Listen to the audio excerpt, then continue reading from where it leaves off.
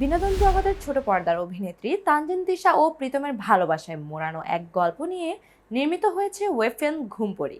জাহিদ প্রীতমের পরিচালনায় এতে অভিনয় করেছেন প্রীতম হাসান, তানজিন তিশা ও পারসা মাহাজাবিন। আগামী 19 ফেব্রুয়ারি রাত 12টায় ওটিটি প্ল্যাটফর্ম চরকিতে মুক্তি পাচ্ছে ওয়েব ফিল্ম ঘুমপড়ি।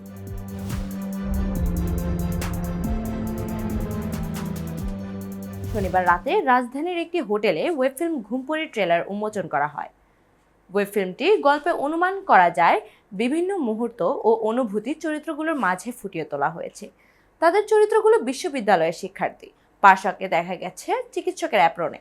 বিভিন্ন মুহূর্তের চরিত্রগুলো আবেগ, উদ্বিগ্নতা, কৌতূহলী করে তুলেছে দর্শকদের। এদিকে ঘুমপড়ি সম্পর্কে অভিনেতা প্রীতম হাসান বলেন, কাজটা করব কিনা প্রথম দিকে এমনটাই ভাবছিলাম। এত ইমোশনাল স্ক্রিপ্টে চরিত্রটা হয়ে উঠতে পারবো কিনা সেটা চ্যালেঞ্জ ছিল। পরিচালকের সঙ্গে আলোচনার পর আত্মবিশ্বাস পাই, কাজটিতে যুক্ত হই। ম্যাজিক্যাল অনেক মুহূর্ত আছে পুরো গল্পে। চরকির প্ল্যাটফর্মে ঘুমপড়ির মাধ্যমে প্রথমবার কাজ করলেন অভিনেত্রী তানজিন তিশা।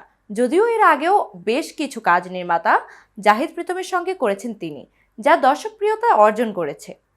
তিশা বলেন, আমি অনেক রকমের কাজ করেছি, তবে ঘুমপড়ি একটু আলাদা, একটু ব্যতিক্রমী।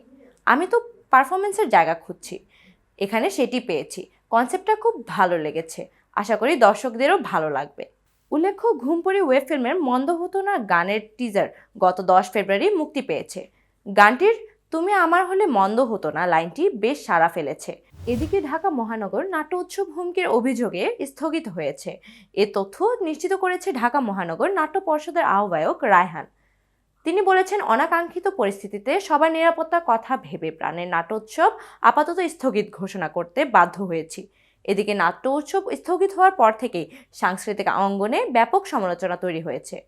বিগত কয়েক মাস ধরে সাংস্কৃতিক অঙ্গনে অস্থিরতার এবং মবের আরও একটি উদাহরণ হিসেবে উল্লেখ করে বিষয়টি নিয়ে মতপ্রকাশ করতে দেখা গেছে অনেককে।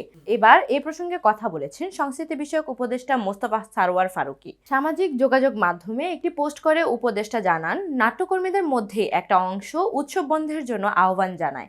রোববার সকালে ফেসবুকে উপদেষ্টা ফারুকী বলেছেন, নাট্য উৎসব বন্ধের খবরটা দেখে আমরা কাল সন্ধ্যা থেকেই খোঁজ খবর নিতে শুরু করি, কারণ সরকার শিল্পকলার মাধ্যমে সারা দেশে সাংস্কৃতিক অনুষ্ঠান ছড়িয়ে দিতে উৎসাহ দিচ্ছে।